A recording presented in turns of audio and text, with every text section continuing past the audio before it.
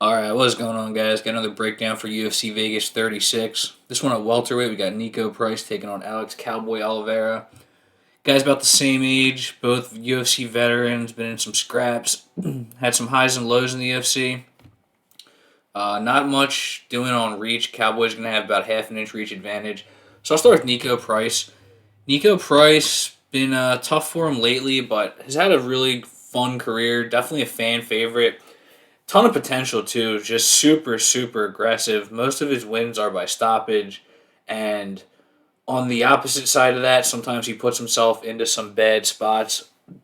He's gotten caught, or he's gassed out. But his cardio is good. I don't want to say gassed out because he's never really looked super drained. But his defense is kind of lacking. It's all offense. He just looks to do damage. He's not really a defensive minded fighter at all, let's say that. But yeah, at his best, Niko Price just super aggressive. He's got decent submission game that he can work in. Um, Almost had Vicente Luque in the Dars. I'll talk about that fight in a second. I love that fight. It's a great fight. But that's the second one. They fought twice, I believe, right? Let me see. Yeah, they did. They fought early. But yeah, the problem with Niko Price is recently it just hasn't been great. He's 1-2 with a no contest over his last four. Last win was that crazy upkick knockout against James Vick. James Vick no longer with the UFC. Got knocked out a few times, but yeah, he has that fight with Vicente Luque that was on 249, the first card back after COVID, and that was a barn burner. That was early for me for capping, and I actually picked Niko Price as a 2-1 underdog. Didn't know how good Vicente Luque was, but Niko Price has looked the best against Vicente Luque that anybody has recently. Really drew it out, made Vicente Luque walk through fire, and just has that Muay Thai style, was able to get the finish. But Luque got hit with some really good shots by Niko Price. Luque also not the greatest defensive fighter, but he's definitely better than Niko Price, and he's better at countering more methodically. Let's put it that way. But yeah, Price almost had him in the Darce, and it was early COVID.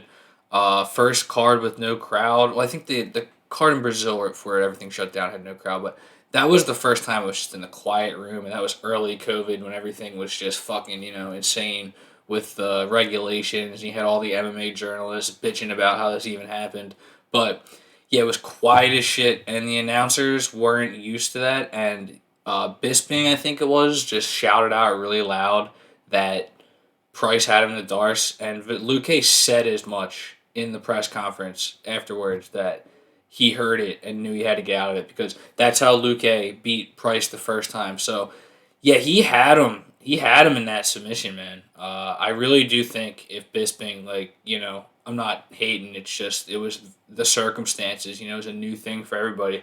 Niko Price just got fucked in that one, and then against Cowboy Cerrone, he didn't look good. I want to say. I mean, it was a no contest because of an eye poke. I think Niko Price could have won it, but it was too close. It was closer than it should have been. It's just Niko Price just pretty inconsistent. Then he runs into Michel Pereira and he loses. Looks pretty good, but Michel Pereira I think is definitely a name to watch at welterweight. Looks really good. So no shame there. And then he's coming into this fight with Alex Oliveira. So yeah, I've given a little more background than I usually do on Niko Price, but the the recent record, I think, while it sucks for him, it's just he still looks good in these fights, and I think he's definitely due for a solid bounce back. And then Cowboy Oliveira just hasn't been looking great recently. He has been finished twice by submission where he was kind of getting battered on the field. Not really in the Rachmanov fight, but Shavkat Rachmanov, very, very good. I think he'd be top 10, top 5 even. It's a little early to say that, maybe, but I think he does look that good. And yeah, Rachmanov was able to get that guillotine from the clinch position. And then against Randy Brown, he was doing some things well. The leg kicks were looking good. Like I remember I had money on Randy Brown in that fight and I was a little nervous until I wasn't. And then he just got caught with an overhand and he was able to sink in a one arm rear naked choke. I forgot about that. That shit was wild. But yeah, it's been it's been tough for a little while for Cowboy Oliveira. He had that 4 fight losing streak, and then he gets 2 bounce back wins. Whenever Max Griffin, whenever Peter Sabata, and he's just been super active for the last couple years. But yeah, he looks like the cardio's going on him, and even though both these guys have been in the UFC about the same amount of time, uh, Oliveira just looks like the more damaged fighter. He looks like the more over the hill fighter. No disrespect, it's just yeah, I definitely like Niko Price in this fight. The odds are pretty good. I think at -170, it's not bad for Niko Price. But here's what I'll say. Niko Price is a scary fighter to bet on. He really is. You just never know what you're gonna get. I do think though, with the recent performances, this is a prime opportunity for Niko Price to bounce back. And at -170 money line, I think it's pretty good price. It's in that weird range where if this was a lock and it was -170, great. I'd probably bet it straight. Or not straight, but just like in a doubles parlay. But I can't do anything big, anything more, any parlay or any straight bet more than half a unit when it's at that price. It's not the best. It's not the worst.